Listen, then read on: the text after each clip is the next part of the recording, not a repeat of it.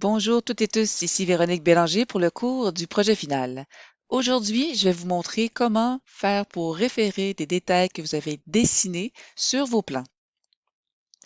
Par exemple, sur cette page de détails, j'ai le détail ici en bas à gauche, un détail de maçonnerie sur un mur de fondation en L que j'aimerais référencer dans mon plan de rez-de-chaussée. Mon détail s'appelle détail parement de briques semelles.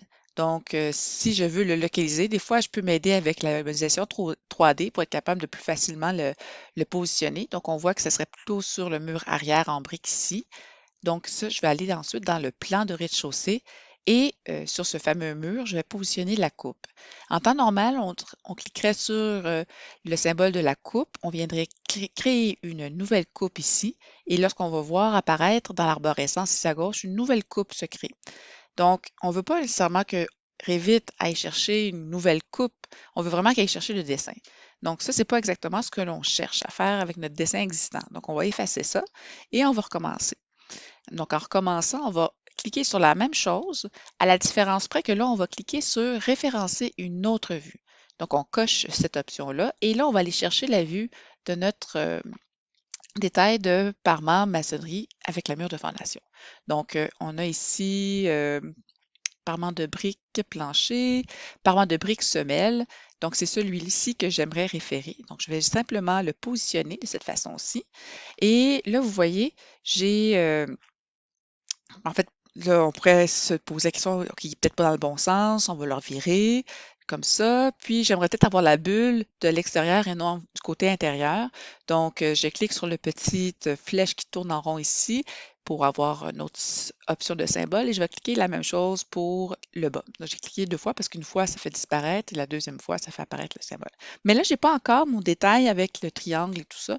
Donc, il faut simplement faire une modification de la famille de bulles de détail. Donc, pour ce faire, on va aller ici dans le panneau de propriété. Vous avez vue de dessin, détail.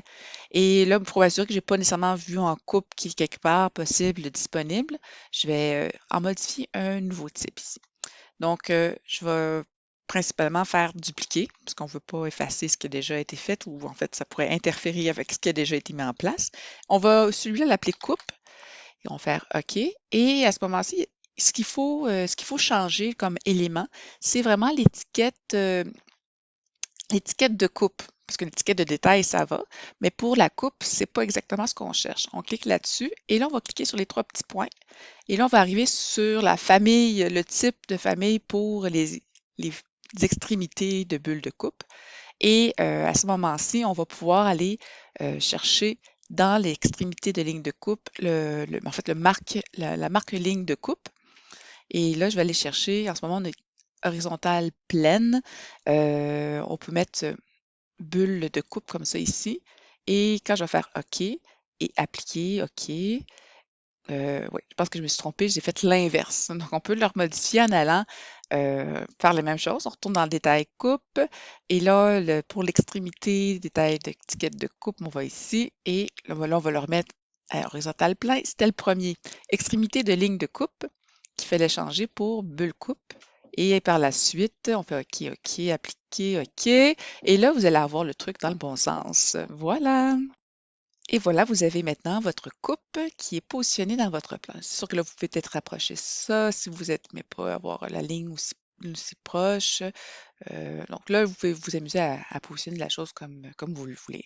Donc là, on va vérifier voir si ça fonctionne vraiment parce que mon détail est supposé d'être référé. Donc si je vais bouton droit sur ma ligne de coupe et que je vais aller à la vue, habituellement, je devrais être exactement à la bonne place, comme c'était montré sur ce détail-ci.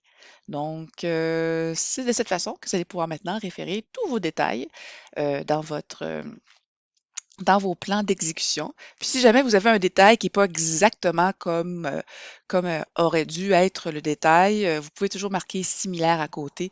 De cette façon-là, ça va être acceptable. Sur ce, je vous remercie et je vous souhaite une bonne fin de journée. Au revoir.